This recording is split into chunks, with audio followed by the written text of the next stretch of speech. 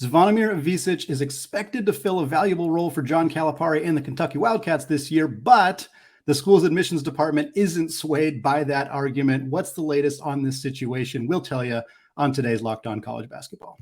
You are Locked On College Basketball, part of the Locked On Podcast Network. Your team every day.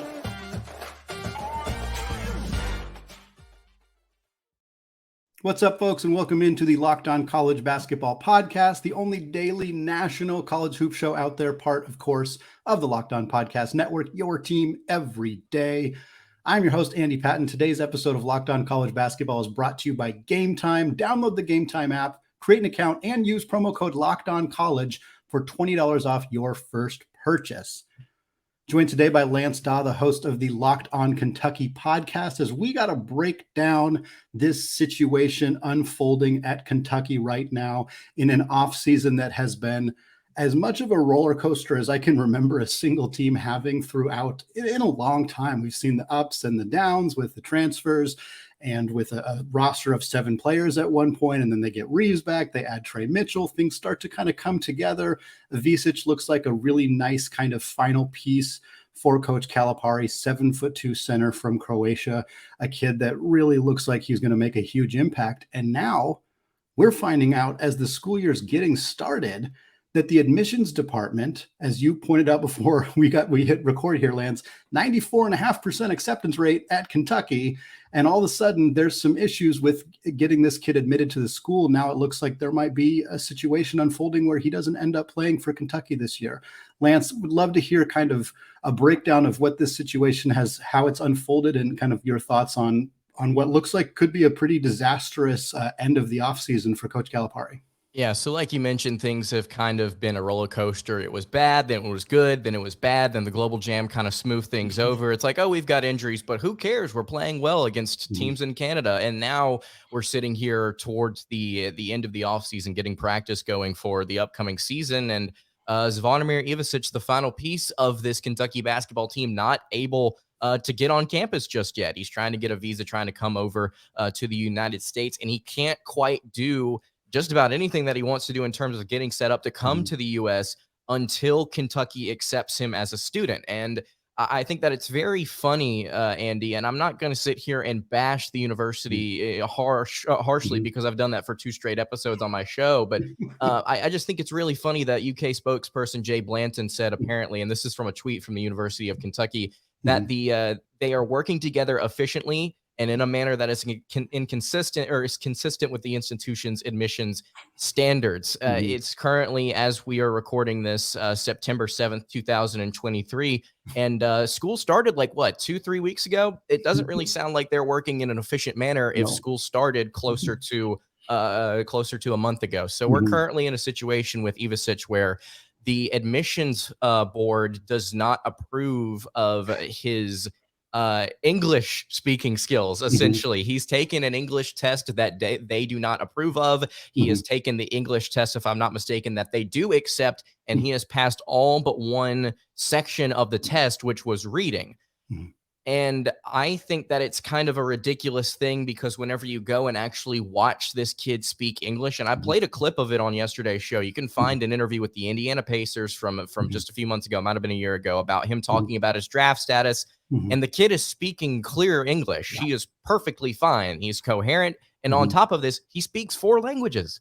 The kid's not stupid. The kid can talk. And on top of that, the kid can make the university potentially millions of dollars with his play, especially if he sticks around for another season in 2024-25 season where he could end up being a starter.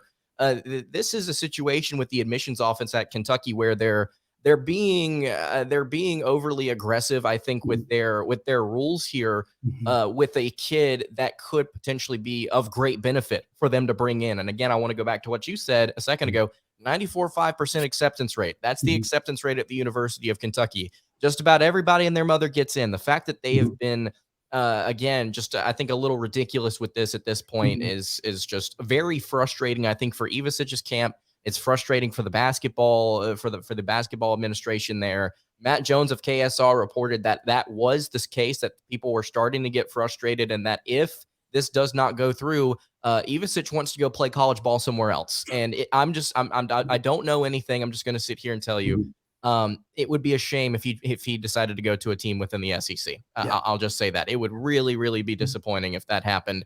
And I think that there's a possibility that it does. But English apparently is the issue with the Kentucky admissions board, and I just don't simply see it, especially with what he brings to the table. You watch like any videos of him. I mean, it takes 10 seconds of watching a video of him to be like, this clearly isn't an issue for him. Like, there are plenty of international players in college basketball who I've spoken to, I've watched interviews with, who sound like English is a bit more difficult for them than it is for Zvonimir. And it feels like there's some kind of personal issue here. And even when you read the statement, I'm looking at it right now, the statement from the admissions department, like, there's a little bit of stank on it. Like, they said, like, spreading unfounded rumors helps no one, and these are complex issues. And it doesn't sound like it sounds like there's a little bit more to it. And I don't know what the entire situation is, but I've worked in college athletics. I didn't quite work in compliance. I worked in academic support, though. So these kind of decisions were things that I had a part in making a decision with. And I worked at smaller schools than Kentucky. I worked at the University of Portland and SeattleU. And at those schools, like, you do have to have these conversations of how much is this kid going to help the school? How much resources can we allocate to them? And at schools like that, A, the players that they're bringing in tend to not be bringing as much money as Ivisic is going to bring. And B, those schools are smaller resource institutions. They don't have huge academic support staffs or huge compliance staffs. But we tended to err on the side of bringing kids to campus.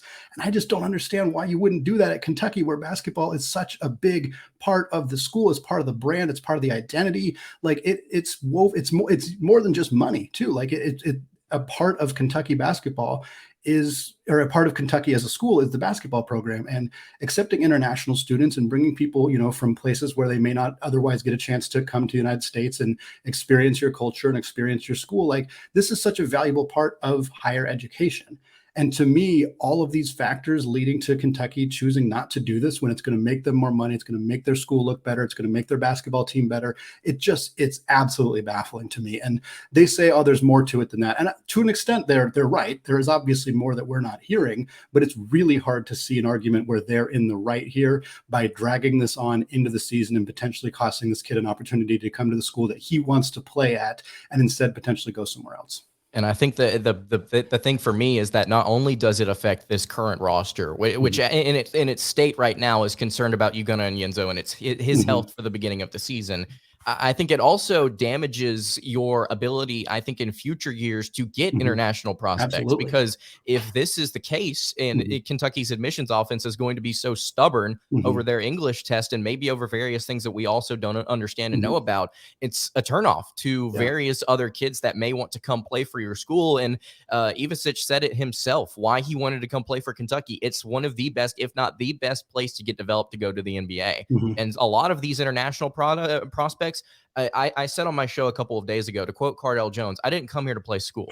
You come here to play Kentucky basketball and you come here to go to the league. Sure. And that's what a lot of these prospects want to do. And if you're coming from overseas, that's what's on your mind. And so this admissions offense, again, just being stubborn at the wrong time, especially given this circumstance, I think is a little ridiculous. And I understand, like, trying to allocate resources to other students. Ivisic is not the only international student that's trying to come play for Kentucky. And I made the argument on yesterday's show. It's like, you don't want to give him preference or give him more attention over other students. But if this is the way that they operate, and it's currently, again, a week into September, and you have not been able to get him on campus, I feel bad for the other students that may be dealing with some issues. Because if he is having problems as a potential moneymaker and as a potential, icon, depending on how he plays for you, how are the other students performing? How are the other students struggling to get into, again, a university that has such a high acceptance rate? It's just, it's a bad look for the program now, or the university, I should say now. And it's a really bad look for what they could be in the future if they're trying to get different players into their program.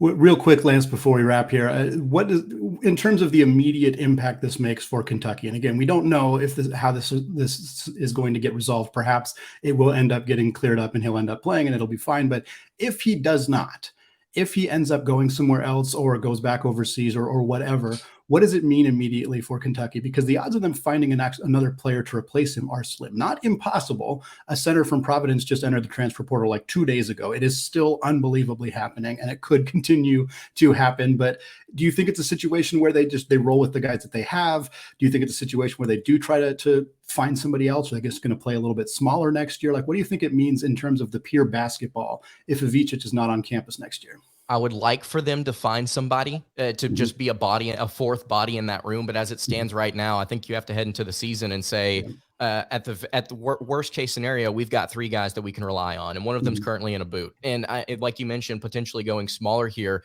Something that I preached on yesterday's show is Trey Mitchell may end up being your best big man on this team. He played really well during the Global Jam. He's not been statistically the most efficient player, shooting sub 50% for the majority of his career at that center power forward position. Is that what you want at Kentucky? Do you want another 6'9" guy playing as a rim protector for you? I'm not sure. Aaron Bradshaw at 7 feet tall could probably slide down to that position, but he's been adamant he wants to play power forward. Right. It's going to be a versatile front court, I think, regardless for Kentucky, whether or not Ivisic comes or not. But I think that you do have to walk into the season and say, okay, if Ugonna is not healthy, then you've got 2 guys that you really have to rely on, with the 6'9" Jordan Burks that's listed as a guard on your roster as your best option at center. And by the way, that's what Kentucky did in the Global Jam. Whenever they wanted to play a different rotation, your guard, Jordan Burks at 6'9", was your center. So that they just may have to accept that. And that would really, really put a damper, I think, on the fan base, just thinking like, oh, what are our long-term projections here in the postseason if we can't even get a center here? But I think that Kentucky will be fine. Ugonna, with the way that he's developed this offseason, I don't know if he's going to start. I don't even know if he would start over Trey Mitchell, but I'll tell you what he will do. He'll at least rotate in, and he's going to play some really good physical defense for the Wildcats, something that they've really lacked over these past couple of years. All respect to Shebway and his ability to rebound, but I think that Kentucky would end up being fine. But I'm not going to sit here and say that losing out on Ivisic is just okay. Like, oh, we're just going to sit here and be hunky-dory about it, because, again, like the issues that we said long-term of what it could be for the program, and then the immediate effect is not bringing in a unicorn type of player that I think, honestly, if we're just going to go back to just the money aspect of it, not only is he going to win you games, but having a 7'2" kid that can run up and down the court and can shoot threes is going to bring people and make them come to the games. So I just think that you lose out on a lot if you lose Ivisic, but I think Kentucky can make do, and it would not be fun.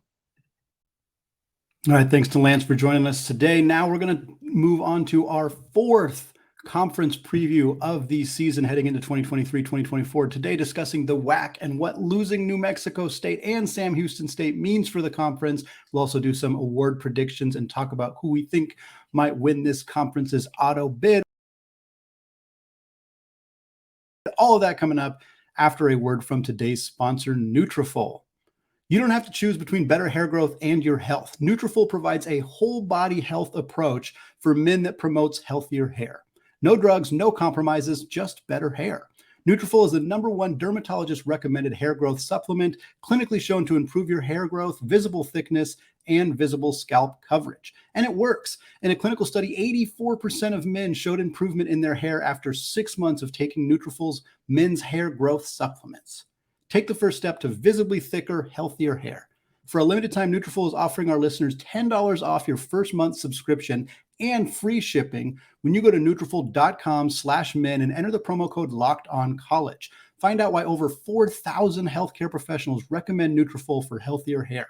Nutrafol.com/men, spelled Nutrafol.com/men, and enter that promo code LOCKEDONCollege. Nutrafol.com/men, promo code LOCKEDONCollege. Folks, want to thank all of you for making Locked On College Basketball your first listen or your first watch of the day. Shout out to those of you checking out the show on YouTube. Go hit that subscribe button if you have not done so yet. Just under 1,500 subscribers. Would love to get there before the start of October, definitely before the start of the college basketball season. For now, I'm going to transition into our conversation with Straight Outta WAC host Kyle, talking about the WAC conference heading into the 23-24 college basketball season. All right, thrilled to be joined now by Kyle of the WAC Hoops Nation website and podcast and YouTube channel. I'll talking all things WAC basketball. Really good stuff here, and I'm excited to have you on here to chat about this conference as we continue our conference preview series. The fourth conference we're talking about, we did ACC on Tuesday. We talked about the Big Sky, talked about the Horizon. Now we're here talking about the WAC, and we're going to open it up with the biggest storylines, talk about some of the teams that we think that might win this whole thing next year, some dark horse teams, as well as some award predictions to close us out. But Kyle, I think the big storyline in the WAC this upcoming season is the fact that the team that has won a majority of the tournaments in the last 10 years or so, New Mexico State, is out the door. Of course, they did not end their tenure in the WAC on a particularly high note. In fact, one of the lowest notes in all of college basketball last season, as their season got canceled because of multiple issues throughout the program with some hazing allegations, gun violence, coaching staff got fired. It was a complete disaster to end their time. They move on to Conference USA with a new coach, Jason Hooten, coming over from Sam Houston State, who is also moving out of the WAC and going into Conference USA. Two teams out the door. New Mexico State, again, they made the NCAA tournament in 10 out of the 16 eligible seasons, not counting last year and the COVID year. Of course, they were not going to make it last year, barring an incredibly shocking run through the WAC tournament. Regardless, they won 7 out of 8 from 2011 to 2019. They were always between a 12 and a 15 seed. They still had a couple runs where they went into the second round. I think the biggest kind of move for them was that win over UConn as a 12-5 upset in 2022. It always kind of shocks me that that happened. And then a year later, New Mexico State's basketball program wasn't even playing while UConn was winning the national championship. Two programs that went in completely different directions over the span of 365 days. Regardless, I think even though New Mexico State did not end their tenure on a high note, this is a tough loss for the WAC, a program that was perennially at the top, again, made the tournament more often than they did not throughout their tenure in the WAC in the last decade or so. And even with Sam Houston State, a team that, they went 26-8 last season, 27-9 in 2 consecutive seasons in the WAC. They were only there for a couple of years, but a program that really kind of made some noise in their 2 years too. So you're looking at two programs out the door that kind of had a lot of weight in the WAC conference. And I think it's a tough loss for this conference to lose those two schools. Well, the interesting thing is the final year in the WAC for New Mexico State was the only year that they did not make it to the WAC tournament title game. Like since 2012, 2013, New Mexico State has played in every WAC tournament championship game. They lost 1 year to Cal State Bakersfield on a crazy last-second buzzer beater. And then 2 years ago during the COVID 2020-21 craziness, GCU finally got over the hump and beat the Aggies. Last year, they go in, show that they're still the kings of the mountain, but then they lose Chris Jans. They lose the majority of that roster, so they had to rebuild the entire program. We saw what happened this past year. I mean, they've been the kings of the WAC since 2012, 2013. I mean, there's no ifs, ands, or buts about that, and it's going to be a huge loss. And I'll talk a little bit about how I feel the WAC is a little bit better than what it was maybe 5 or 6 years ago had the Aggies left then. But, Sam Houston, same way. Like, they were a top 60 net team. I mean, they started out, 7th in the net when it first came out back in December because they had beat Utah. They had beat Oklahoma on that last-second buzzer beater to open the season. And Jason Hooten's just a great coach. He brought in some key pieces for them to be successful. They had some troubles when WAC play started, especially on Thursday nights early in January. They couldn't win on Thursday. Like, it was just bad. But then they'd go and roll on Saturday. So I mean, it's tough to lose two schools that are usually in the top 100, if not higher in the net consistently. I think had these two teams been like, if Sam Houston would have been members of the WAC 5 or 6 years ago, same with New Mexico State, and they left 5 or 6 years ago, we would say this is a huge impact. Yeah. But I want to point something out that the WAC was the 11th best conference in America per KenPom last year. Wow. The 5th best mid-major in the KenPom rankings. Only the WCC, the Mountain West, the AAC, and Conference USA, who had FAU, UAB, North Texas, were above the WAC last year. And that is with New Mexico State not having a typical season that they had. Yeah, Sam Houston doing what they did, it helped big time. But you had Utah Valley, who ended up 58 in the net with their run to the NIT semifinals. This conference is better and more stable than it was, which it's going to hurt to lose the Aggies and Sam Houston. We're not going to deny that. We can't say that that's not going to hurt, because it is. But teams are stepping up now to where somebody else is going to be the king of the hill, and it's in a good place competitive wise, because you see Seattle going, they've won 43 games under Chris Victor in the past 2 years. GCU wins the WAC tournament this year, and they return some key pieces on their squad. SFA, who's had tournament experience. Utah Valley, 28 wins last year. Like, this is a good basketball conference that's getting deeper, and I feel like it's stronger than where it would have been had this been 4, 5, 6 years ago with these 2 losses. So it's going to hurt, because New Mexico State has run this conference for so long, and Sam Houston's been really good consistently throughout their history. But I don't think it's going to hurt as much because of how good this league is. And we saw that last year with New Mexico State not doing what they did, where these other schools are at.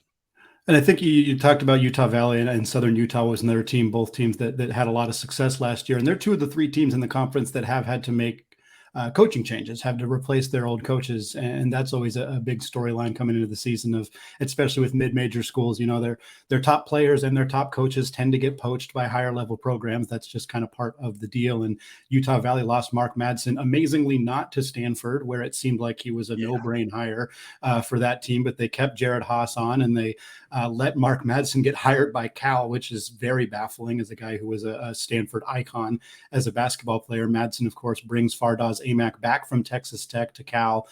They get some big pieces there. And Utah Valley replaces Madsen with Todd Phillips. Phillips was a 4-year assistant coach, associate head coach for Utah Valley, the guy who was reportedly tasked with helping the big men, so had a big role in developing Amac, a big role in developing Aziz Bendego, who had a fantastic season last year and is out the door now over at Cincinnati. So I think you look at this, and for me, Utah Valley, I mean, their coaching tree right now is really solid. Mark Pope, of course, was fantastic there, has been solid at BYU. They weren't great last year. We'll see how they do in the Big 12. But in my mind, there's no doubt Mark Pope is a very solid coach, and Mark Madsen now at the Power 5 level too. And kind of feels like there's some good pressure on Phillips to kind of keep that going. But to me, Utah Valley's in a solid spot, even after losing a bunch of key starters as well as their coach in Mark Madsen.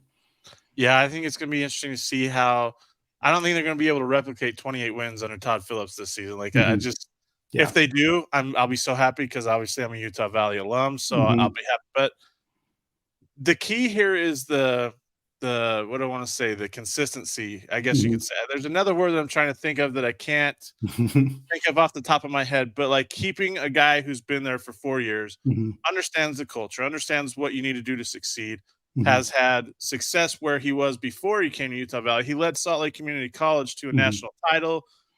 He keeps the Toulson line intact with, Ryan Toulson is one of the all-time leading scorers at the school.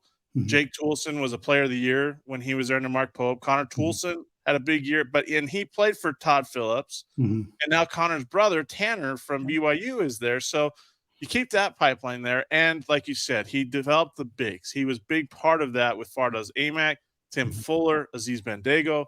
So he knows what it takes to win, especially in this league. And he knows he even said it before the NIT game in the press conference, that the WAC is a monster, right? So he understands that. But there's a lot of new faces.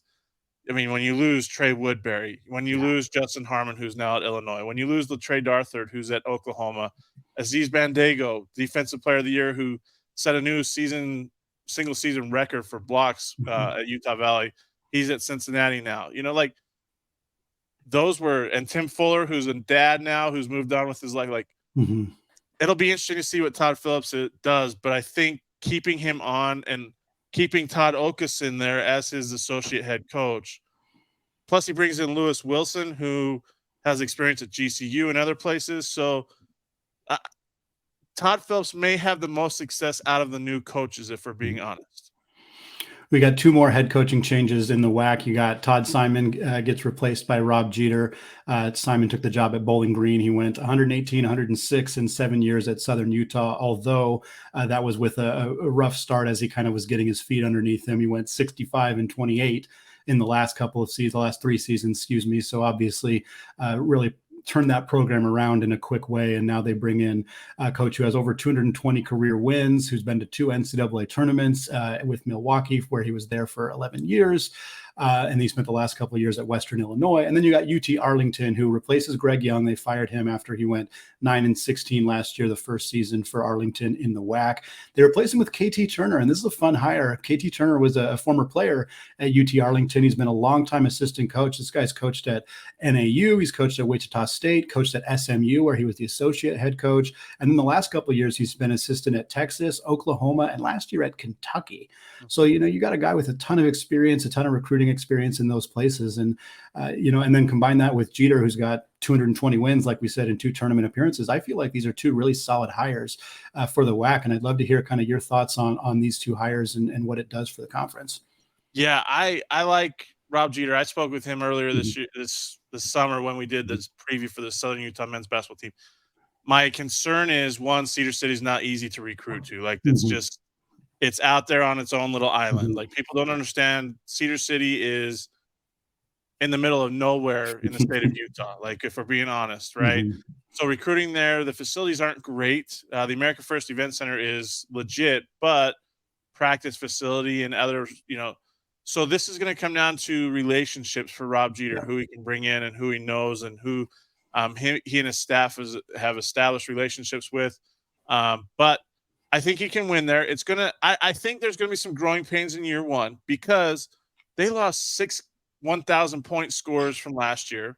Okay, Southern Utah did when Todd Simon left, and they had a bunch of seniors: Tevian Jones, Harrison Butler, Jason Spurgeon, who followed Simon to Bowling Green, Drake Allen, who's now at Utah Valley, Mason Falzette, who ran out of eligibility. So, like, there's a lot to replace there, and I'm very interested to see how that works in year 1. I think there's going to be some growing pains. So, but I think Rob Jeter is going to have that team winning ball games and doing big things in the WAC. I love the hire of KT Turner to bring in an alum at UT Arlington, and the experience that he brings in, the understanding of the Dallas-Fort Worth Metroplex. Like, he can recruit. And, we're going to talk about it in a little bit, but I'll bring up UT Arlington again in this segment, in this episode, because I love what he did with his recruiting class. I love who he kept on the roster. There was one that left that I thought was going to stay. I think everybody thought he was going to stay, but he left. But I love what KT Turner is going to bring to UT Arlington because they have resources, they have the facilities, and he knows how to recruit. He's been with the big boys, so he understands all of that. And I'm excited for what UT Arlington is going to have going this year and into the future with KT Turner.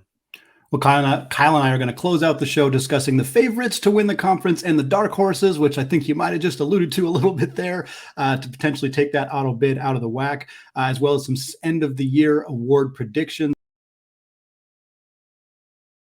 All that coming up after a word from today's sponsor, Game Time.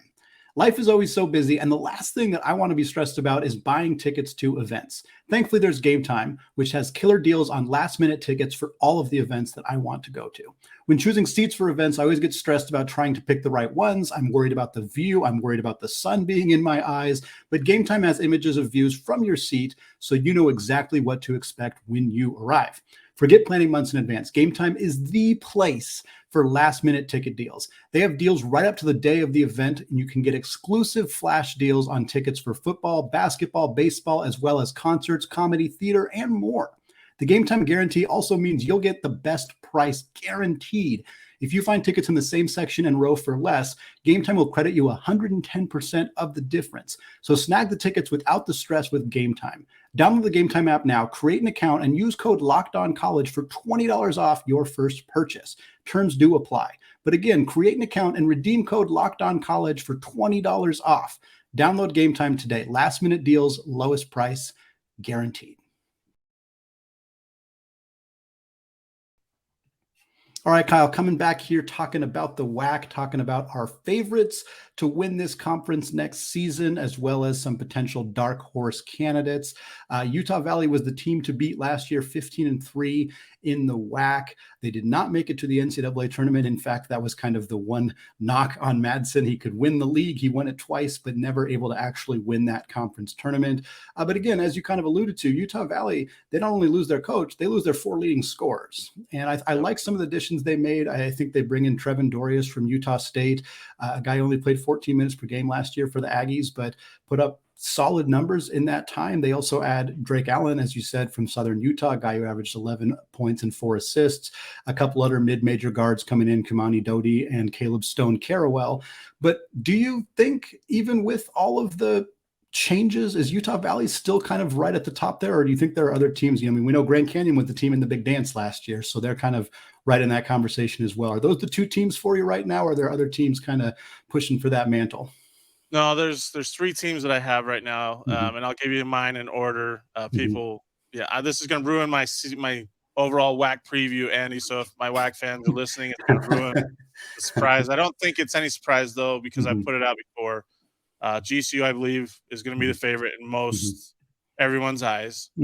Seattle will be probably 2 in everyone's eyes, and Stephen F. Austin will be number 3. At least that's my top 3 in order. GCU just returns, Ray Harrison, Gabe McLaughlin, Josh Baker, Javon Blackshear is expected to be back after suffering that ACL injury against Sam Houston early in January. And then they brought in some key pieces, Power 5 transfers, and so forth. So I think GCU is there. Seattle, you can't count them out. Like I said, Seattle had 43 wins in the last 2 years under Chris Victor since he took over. They won a WAC regular season title, and they bring back arguably the best scorer in Cam Tyson. So, and everybody thought they were going to have a drop off when Darian Trammell left after the 2021-22 season for San Diego State. Well, they went and won 20 games with a new point guard in Alex Schumacher. So, and then Stephen F. Austin, I think that they have had their roster together, have had it ready since April, basically.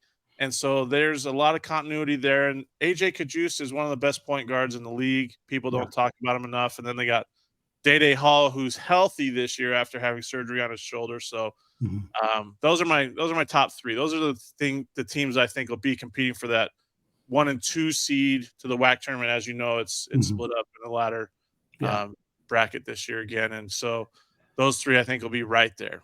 Yeah, it's funny. I had one team in my dark horse, and it was SeattleU, so maybe not as much of a dark horse. I know they finished, I think, 4th in the regular season standings last year, and I have not hidden this on the podcast. I am an alum from SeattleU. I went to Gonzaga, went to SeattleU for grad school, so I've always been a fan. I've spoken with Coach Victor a handful of times, a fantastic coach.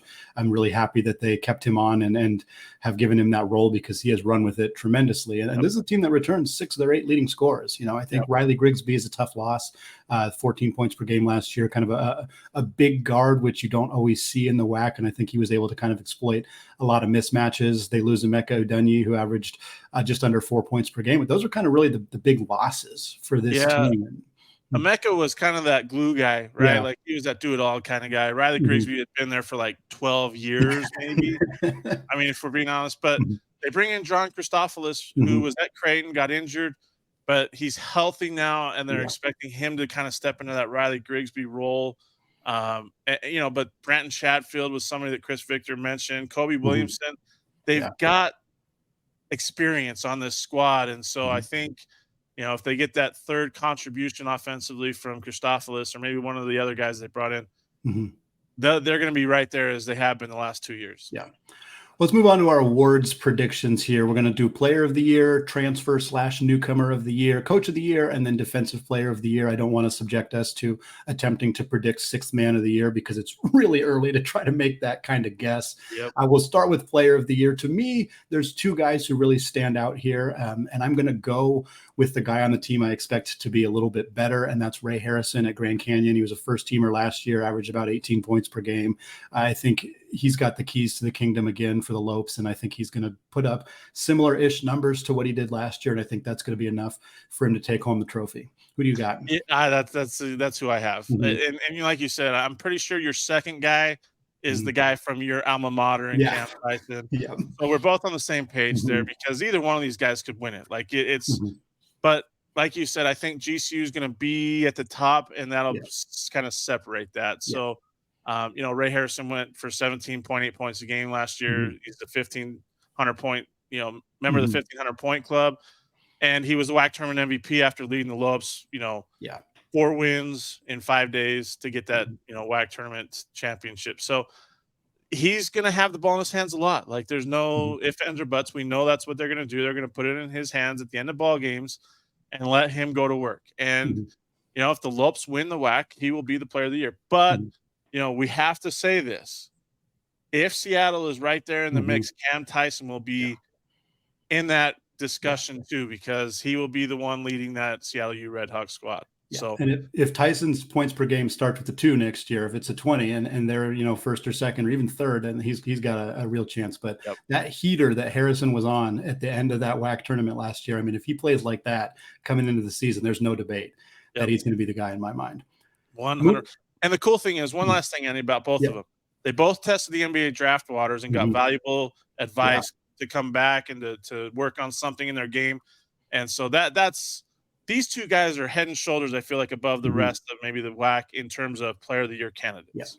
Yeah, I think so too. And I think you're absolutely right. Getting that feedback is so valuable. Want to move on to transfer/newcomer of the year. And this is a tough one because a lot of the guys who transferred into the WAC are guys who didn't play much at their previous school. So sometimes it's kind of hard to tell, like, what is that role going to look like, et cetera. But I'm actually picking a guy who did put up really productive numbers at his previous school. And it's at a program that you alluded to earlier at UT Arlington, and that's Philip Russell, a guy who was at Southeast Missouri State the last couple of years, averaged 18 points and 5 assists last year. And we kind of alluded to Shandal Weaver earlier in the show, a guy who transferred from UT Arlington. He was the WAC freshman of the year last year. He goes to Texas to be a part of their bench unit. And I think a really sneaky, underrated pickup for the Longhorns. I think he's going to be a really valuable piece for them, you know, backing up Max Asmus. But Arlington had a gap, had a spot they needed to fill, and they go get this guy, Russell, who is a high-level scorer and a good distributor. And I think there's a real chance if he's playing big minutes for Arlington, for him to put up the kind of numbers necessary to win this award, even if,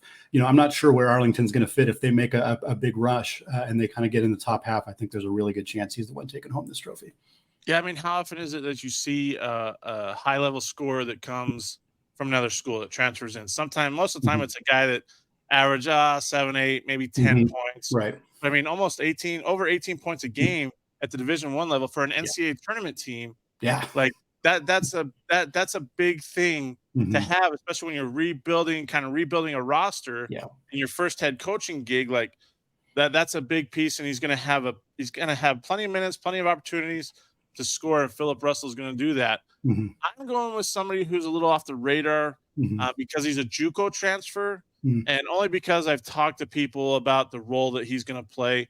SFA's Clayton Southwick from Snow College, 6'8", 235-pound forward, who, from what Kyle Keller's told me, he's going to have the ball a lot. There's going to be a lot drawn up for him because he can do all kinds of things from multiple positions all over the floor. So I'm going to go with Clayton Southwick, and like you alluded to, because I think SFA is going to be up there in the top 3-4, that may give him an edge, especially with the role he's going to play, because I know Kyle Keller's been extremely excited about getting Clayton Southwick to Nacogdoches. And so I mean, either choice is a great choice because here's the thing. When it comes to newcomers, you don't know what's going to happen.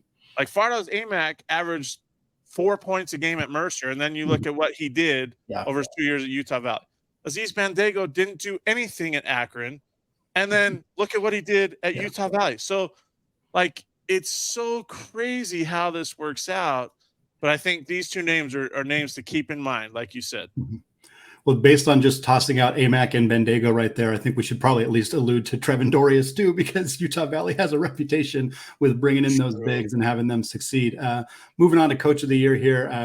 You can call me biased if you want. I'm good with that. I'm going to take Chris Victor. As you said, 43 wins in the last 2 years. I think SeattleU's got a chance to climb from fourth to second or even at the top of the league next year. I think having as much continuity as they have on that roster with Schumacher coming back, of course, with Tyson coming back and Kobe Williamson and everybody else, I think if Christopoulos kind of steps into that Grigsby role, as you alluded to, I think that puts them in a position to compete towards the top and have Victor take home that trophy. You know what, Andy, I wish I could share my screen and my notes here because we have the same thought on that. Like, I just think that you can't discount because there's such an outlier in the WAC, right? SeattleU is an outlier with the locale and everything else. Yeah. That they don't get enough attention. They do when they start winning more, but people don't understand. 43 wins in 2 years. And 23 was the best since like the 1950s. Yeah. Right? They won their first ever WAC championship, regular season championship last year, or in 2021-22. And that was with Chris Victor taking over a couple days before the season. Okay. And now they get one of the best scorers in the WAC back. They get an experienced point guard and Alex Schumacher back. They get 4 of 5 starters back. Yeah. 3 of 4, 3 of 5 maybe. But either way, guys that have experience and that have been in the program multiple years. Paris Dawson should have a bigger role. John Christopoulos comes in from Creighton, and he's a hometown kid too. So they have an edge there where they want to represent their city. And Chris Victor is molding all of this together. Like you said, if they're at 1, 2, maybe even the top 3, Chris Victor wins this award easily because they just keep winning. Like they're as consistent as can be under Chris Victor right now. Yeah. Final one here, Defensive Player of the Year. This is the one I had the hardest time with because all of the all-WAC defensive players from last year are not in the conference anymore. So I was like, who is going to take this one? I'm going kind of off the grid here a little bit, maybe a bold prediction. I'm going to take Duke Brennan, transferring in from Arizona State to Grand Canyon. And I'm not it depends on the role. It depends on how Grand Canyon plays. And this guy who played literally 9 minutes per game last year at Arizona State, but his per 40 minutes were over 2 blocks per game, about 10 boards per game. He's a 6'10" center. He was like a really high energy guy off the bench for the Sun Devils.